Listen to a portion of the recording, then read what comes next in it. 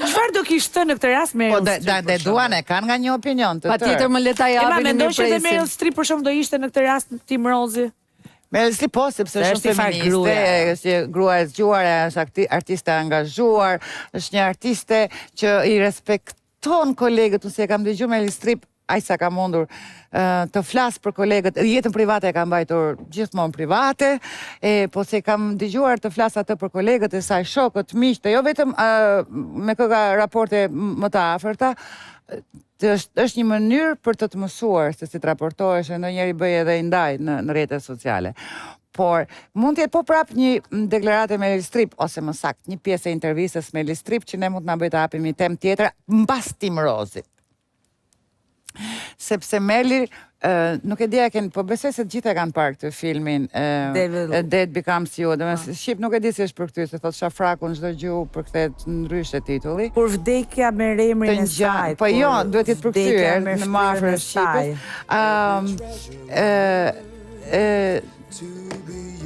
Doja të përktheja tani se u futa te tripi i përkthimit. Ai është një film në të cilin dy gra, përveç se zgjedhin të kenë rinin e përjetshme, të gjithë çdo gjë që mbrin në jetë, përbreza ton ky është ikon si film. Po, dhe vazhdon, ai ka qenë një fletë nde. Të dyja gratë zgjedhjet e jetës tyre e kanë bërë për sfiduar tjetrën, si thuaç me piksynimin dhe projektimin për të sfiduar tjetrën. Po ndër të tjera, Meryl ndan edhe për partnerin e saj ndan opinionin që kemi pas probleme në punë, dhe këto në fakt në punën tonë janë shumë të rëndësishme, sepse Goldi vinte vonë. Ajo vinte me vones, e ndërkohë Meryl ishte strikte. Dhe kjo krijonte një lloj tensioni. Mu ma anë bukën këta që vinë vonë. Dhe kjo mund të jetë një pjesë e intervistës, sepse Meryl siç i lëvdon, siç Omer ja thot gjithë meritat e punës, pa ndasi. Pra, a janë aktor, partner, gjini mashkullore, apo gra janë gra, apo burra, se sot me fjalën gjini duhet jemi të kujdesshëm. Thot edhe atë që si ka pëlqyer. Dhe unë ftoj të gjitha ne, nisur prej këtij sinqeriteti në pakorrektësinë në punë që ka kriju tensione në gjatë xhirimeve të filmit, si kemi ne raportet me gratë në punë. A e mbështesim njëra tjetrën, a e tolerojmë, jemi në kompeticion. Unë do të kisha kurajën të është në një kompeticione me distancë është banal, a na krijojnë vështirësi, apo na mbështesin dhe vetëm ka na e vlerësojnë talentin. Kur punoj me burra, nuk e di pse, dhe jemi shumë këqija për sa i takon sfidës që kemi me njëra tjetrën, duke filluar që nga gjëra për cilat asnjëra nga ne s'ka asnjë merit, siç është për shembull pamja fizike apo kemi ndeshë edhe në tema të tjera, e kemi prekur pak sa ori nëse të kujtohet. Pa diskutim, po unë realisht mendoj që ne në gjithë botën gratë kanë shumë punë për të bërë, për t'ju mbi vendosur dhe për ta kapërcyer këtë ngërçin e madh që kanë në të pranuarit të gjërave të njëra tjetra, se për shembull pikërisht edhe këto ditë ka qarkulluar dhe intervista asaj Ceos që kishte një super karrierë që doli dhe u bë publike ai përqafimi me CEO-n tjetër të kompanisë ku dëgjon se ç'poste kishin të larta tek koncerti Coldplay që u bë natë. Jo, si dy CEO ishte vartës ky. Mirë, pra, kjo ishte një çik më poshtë se ai ishte më lart, po ishin në hierarki, ishin lart, po them nivel drejtues. Dhe e gjithë bota u mor me atë, e përsekutuan, e pështynin gratë imorale, ndërkohë ai ishte i divorcuar, përqafimi me këtë burrin, se më thënë s'kishte as edhe një lloj konotacioni moral, po askush nuk deshte ta dëgjonte apo të jepte një shans që të interpretojnë ndryshe, dhe asaj ju rrënua jeta dhe karriera praktikisht. Përveç kësaj ju terrorizuan fëmijët, pati shumë probleme, gratë e pështynin në rrugë. Edhe në Shqipëri ne kemi pas raste sa ka një kandidaturë fort për poste të rëndësishme publike apo politike në përgjithësi, Shkojnë gratë, jo, gratë nuk I përmendin asnjë vlerë apo antivlerë kritik mbi profesionin, I përmendin, shkojnë tek morali, tek ajo që çfarë quhen të moralshme.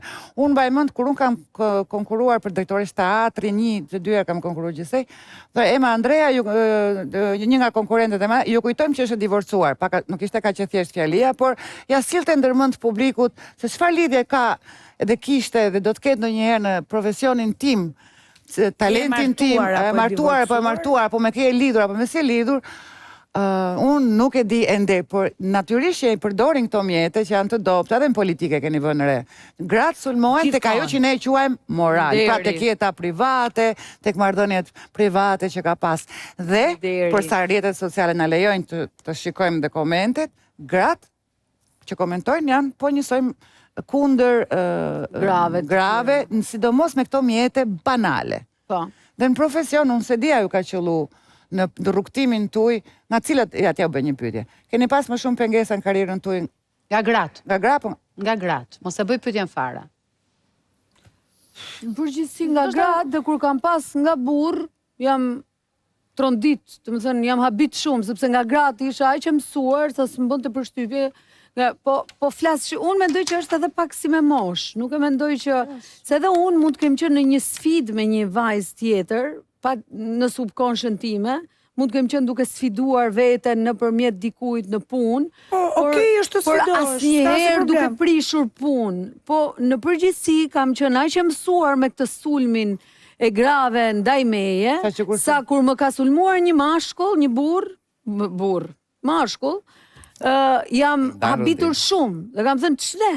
Më thënë se isha totalisht e pamësuar. Edhe keq kuptohem pra diferencat edhe përplasjet mes gocave dhe grave, pra sepse konsiderojnë direkt etiketohen si xhelozie dhe si drama, por ndodh edhe që të ndodhin pra dhe me burra. Ndoshta është edhe kjo gjë, meqense Ema përmendi politikën, shpesh zëri grave dhe hapësirat të cilën ato gjejnë në shoqëri në profesione të ndryshme shumë më I vogël se I burrave dhe gjithnjë e shohin konkurrencën me të njëjtin lloj se sa për moralin është shumë banale, është është goditje në brez të të përmendin ty në karrierën tënde, zgjidhjen tënde të jetës personale.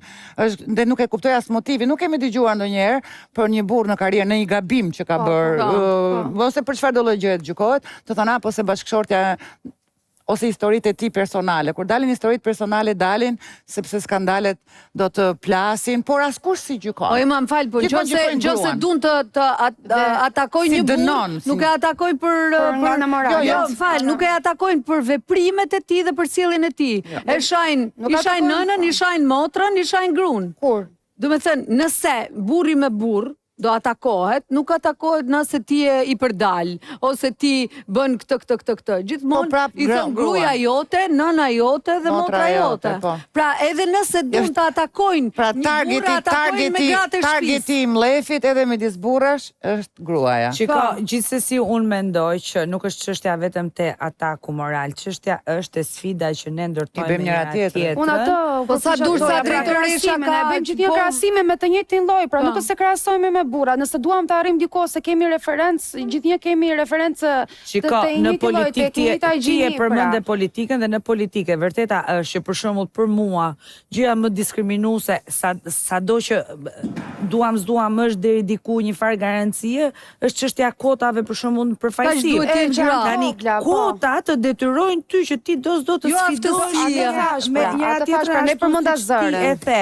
Kjo e bën gjithsesi sfidën më të keqe te gratë krahasimisht tek burra dhe këtu pastaj të dyja kategoritë kanë sa gratë të frustruara ka që kur janë drejtoresha po u vesh varësja më bukur se drejtoresha e sulmon. Sa gra janë frustruara. E çuditshme është kur njëra tjetrën gra nuk e kuptoj sa të forta janë. Nuk funksionojmë ne, dhe mua më vjen keq. Shkatrojnë njëra tjetrën. Dhe mua, domethënë, edhe mua më vjen keq sepse e përgjithshme dhe në rrugtimin deri në maturim të vonshëm, ka qenë plot me pengesa banale nga gratë për dhuratat Zotit, se talenti është dhuratë e Zotit, dhe investimi gjithmonë është dashur të futej, atë këtë nuk e kam, të nuk e duroj, domethënë kur duhet me ta njollos shpirtin dhe investimin.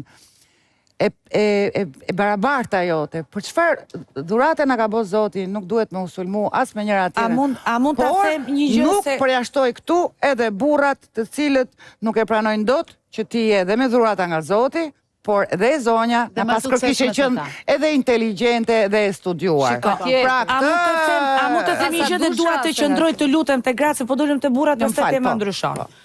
Tani në eksperiencën time, sulmet që unë kam patur deri më sot nga gratë, dhe kam përshtypjen që s'jam e vetmja, kanë qenë sidomos në formë karakteri. Pra, nuk kontrollohet, ka mendjen e vet, lër atë.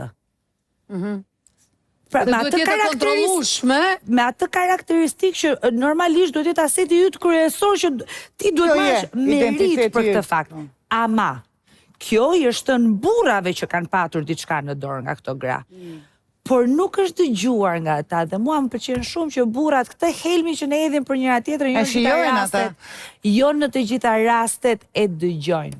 Ori, kush ka sulmuar më shumë nga gratë e politikës? Kështu emër? Ja. Asnjë.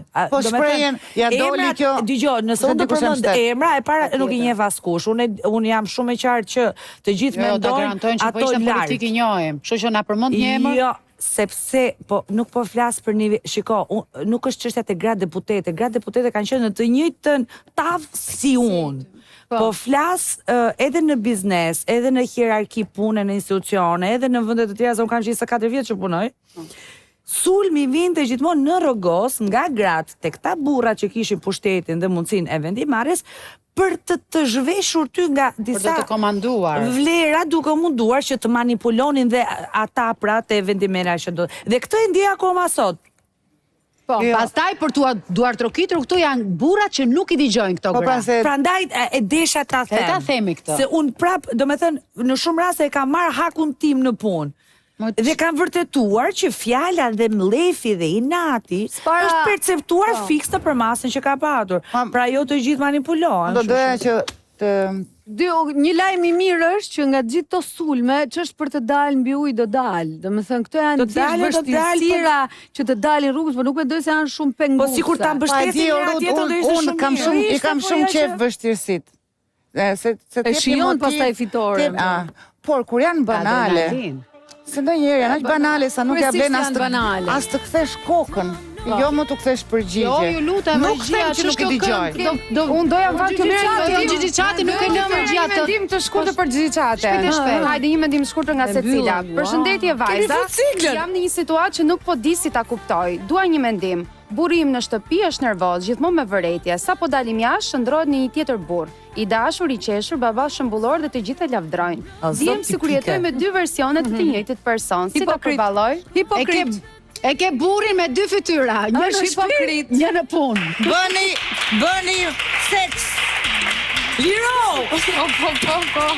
Jepit pisot dhe thua është vetëm një cop hipokrit që intereson të flitet mirë për të dhe të duket bukur. Plasja turinve dhe thuj, ua, sa janë bëllu bërë, thuj janë sytë njerëzve, këtë ti plasi cipa. Natë dhe mirë. Faleminderit që na ndoqët për gjithë ju që na keni humbu na gjeni në YouTube. Ju e dini që ju duam shumë. Shumë bën Rudi për edhe në Top Channel, natë dhe mirë.